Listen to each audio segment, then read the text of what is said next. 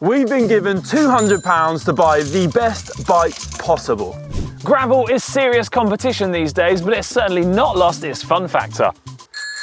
And today, we're getting that fun factor in bucket loads. To prove it, we've got a pretty class route close to GCN HQ, and we've bought these bikes. We're not just buying them, we're riding them. We're going to get 80 kilometres, some of the best gravel that the UK has to offer. I'm absolutely buzzing about it. Let's get on the bikes. We'll tell you a bit more about them later. Let's get into it. Fist bump? Love it. Oh, that's rough. Oh, someone is getting pushed to the limit. Oh. Muddy, muddy Christmas.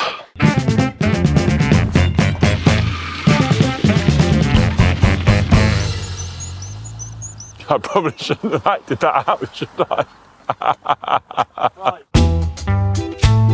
Our route is a brilliant one, and one I've ridden many times before. A mix of road and gravel paths with the occasional puddle and, of course, a bit of mud.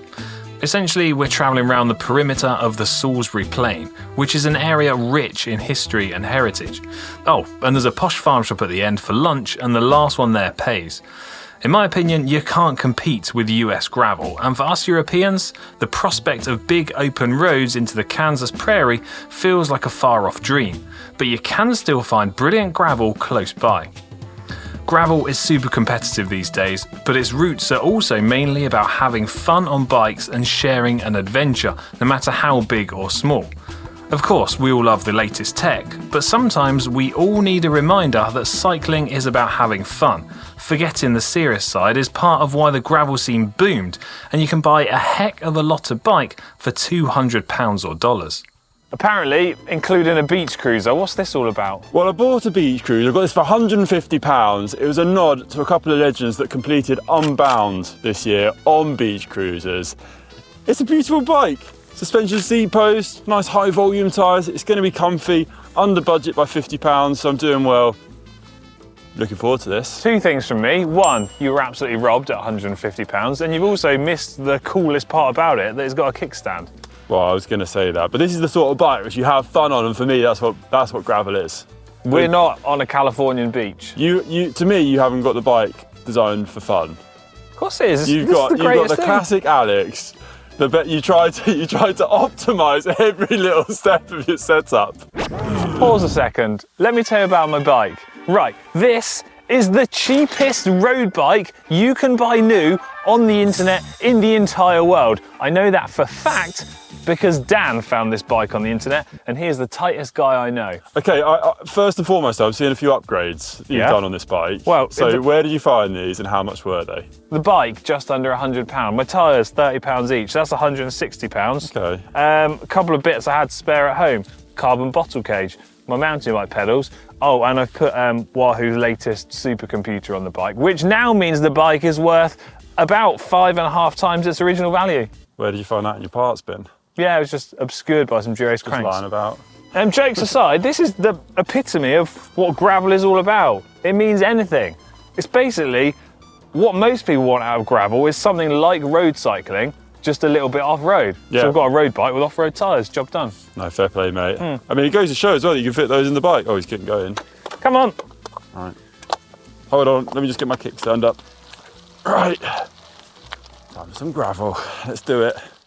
Okay, you might have noticed there's a third bike here with us, but only 2 people. And I know it's small, but we're not going cycling with a small child. This was the bike that Hank chose. And unfortunately, he's sick today. He's not made it. Often on these challenges, he doesn't buy the best bike, let's face it. Yeah. This time, he's actually bought a really good bike, but he's not here to hear it. This is proper cool. Front suspension, it's actually quite light when you pick it up. Old style rim brakes, plenty of gears, tyres are in good condition, solid bit of tread. I mean, he's done well, but just don't tell him. Well, he's just missed out. Yeah, moment of silence to remember Hank. Back to the gravel. He's not died. Well, he's just not here with us. I mean, I'm kind of glad he's not riding it, because he'd just absolutely ruin it, wouldn't he? Yeah.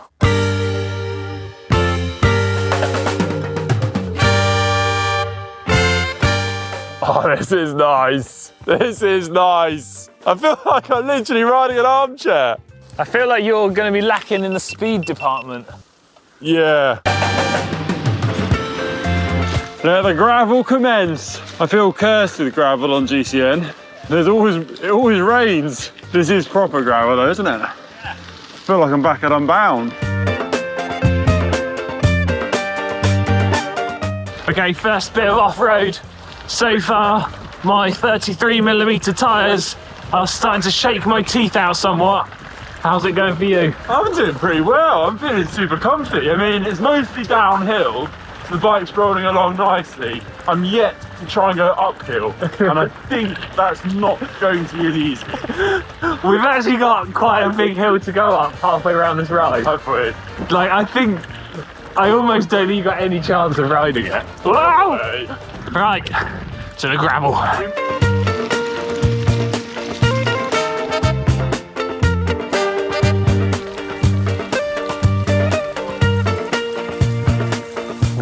Bit bouncy on the seat.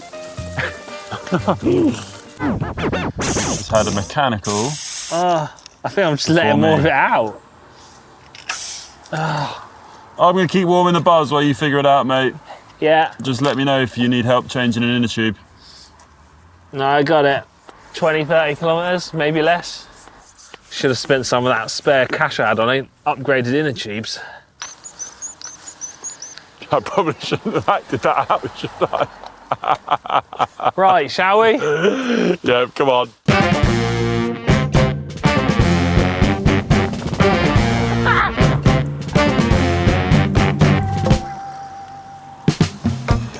It's like one of those cycle speedway bikes. Remember that?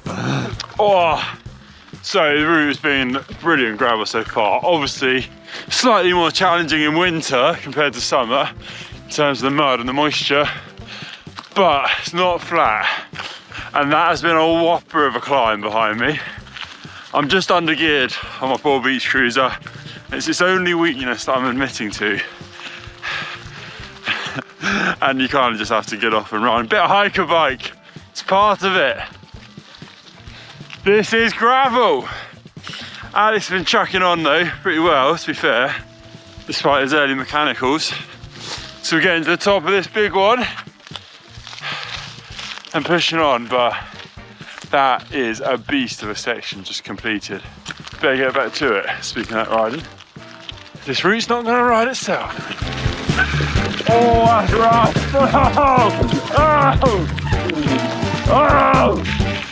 Oh, Samuel is getting pushed to the limit. Big dropper. Oh. Oh.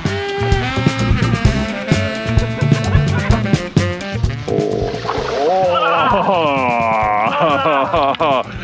Is it stuck? He's actually stuck. Oh my gosh. I thought it was going to be a normal depth. We're hitting the mud.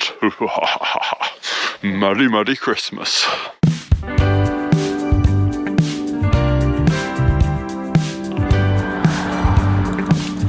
My head unit's telling me I'm getting good drafting effects sitting behind you. Oh, really? Yeah.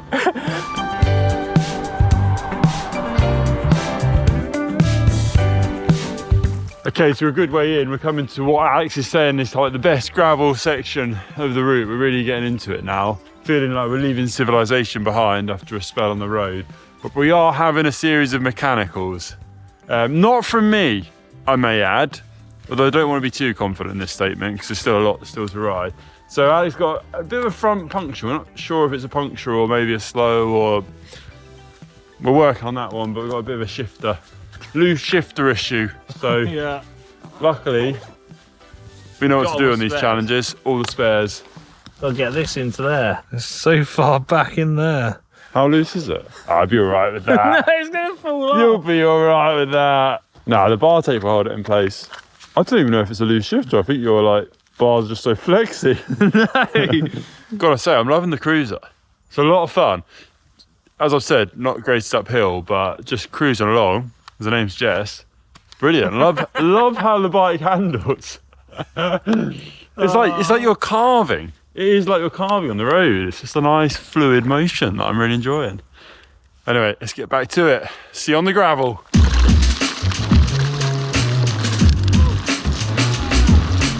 Oh, it's done it. We've crested. Come on. Come on. Come on, the Corvette. I hate to admit it, but I think your bike is a lot cooler than mine. Thanks, man.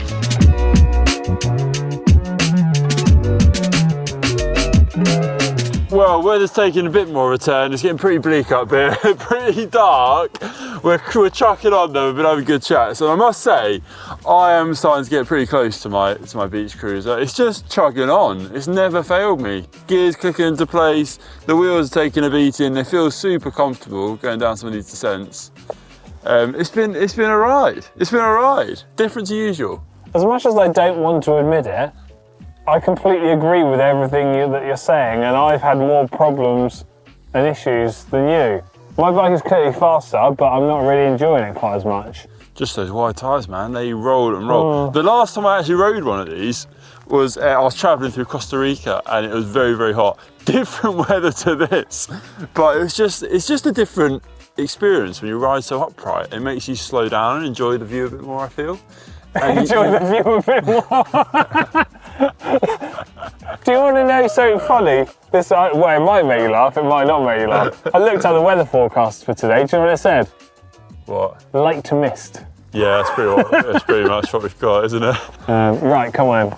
We cruise on. I'm going to be driving home naked because all this mud. Look at that bottom. Lovely, lovely bottom. So we are out in it and we've had to stop. The punctures proved too much. Alex is busy changing tubes in the mud. I'm feeling quite smug because cruiser's cracking on. Just a £20 in a tube from a £90 bike. Right, back on my mattress sprung saddle. One thing I won't be getting today is saddle sores.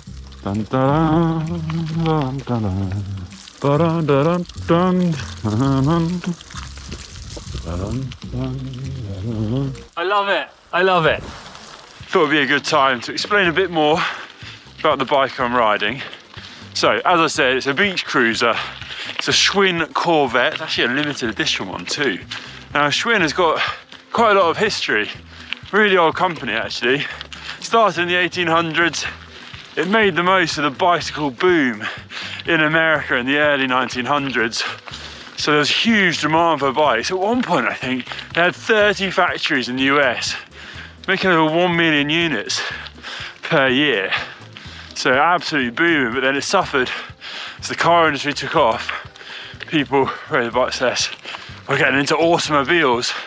The thing with beach cruisers, they were designed to be super robust.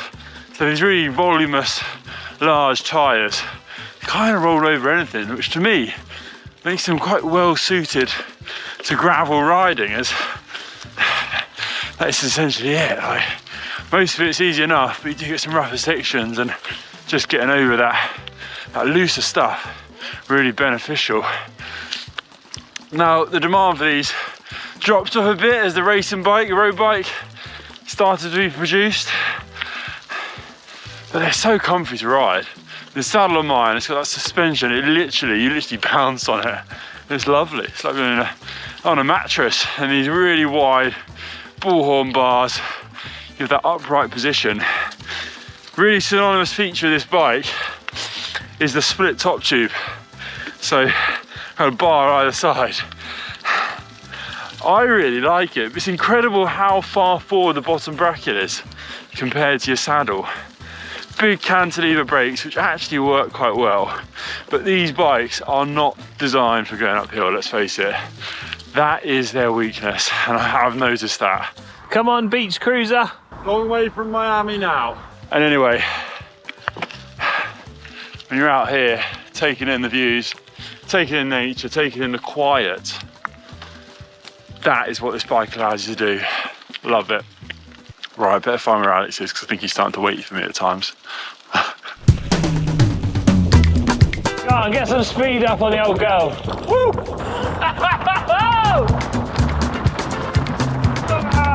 Come on. Okay, let me tell you a little bit more about my bike. No doubt Conor has tried telling you his is the best choice of budget gravel bike, but I disagree. You see, this is where everything started. Road bikes, which eventually evolved into something called cyclocross bikes. The idea for those were to give road racers something to do in the winter.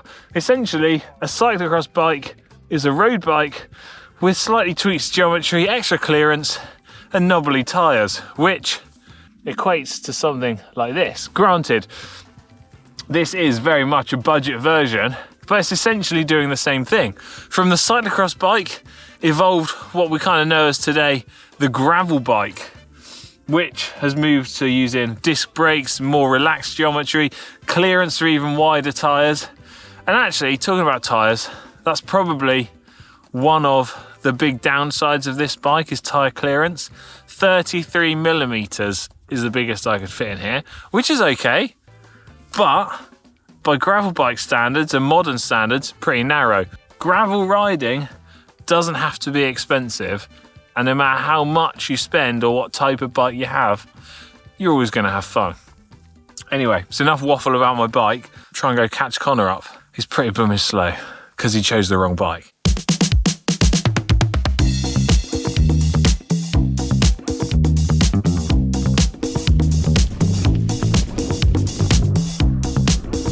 Warms me up the most. You can tell I can't talk properly, my mouth's got so cold. Tell me you bought the wrong bike without telling me you bought the wrong bike.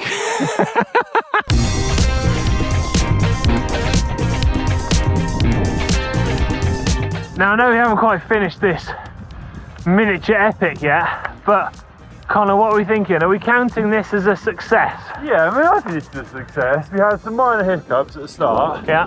But, you know, we've completed the route, nearly. 1% still to go. Yeah. On our bikes, on our cheaper finds, our budget builds. And it's been a lot of fun. Okay, maybe in the summer, this route will be more enjoyable.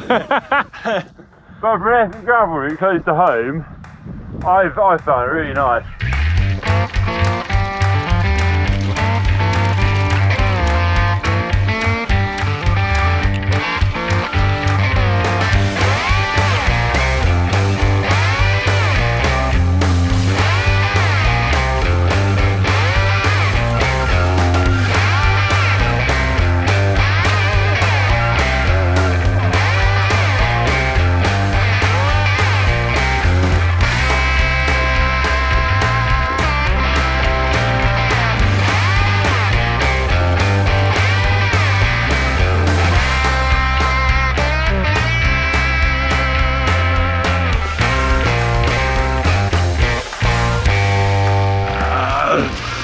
Oh, we made it! Yeah, we made it. That's some descent.